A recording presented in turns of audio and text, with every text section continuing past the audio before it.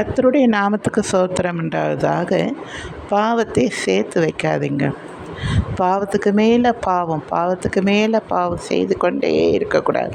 ஒரு மனுஷனுக்குள்ளே எத்தனை விதமான பாவங்கள் இருக்கும் தெரியுமா? நான் ஒருத்தரை பார்த்தாலே எனக்கு அப்படியே ரொம்ப கஷ்டமாக இருக்கும். எப்படி இந்த ஆள் உணர்வு இல்லாமல் இவ்வளோ பாவங்களை செய்து கொண்டே இருக்கிறார் என்று.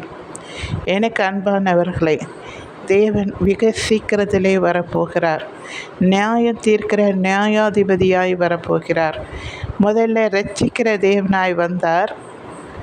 இப்பொழுது நியாயம் தீர்க்கிற அவனவன் கிரியத்தக்க அவனவன் அளிக்க பலன் என்னோடு கூட வருகிறது என்று ஆண்டவர் சொல்லுகிறார்.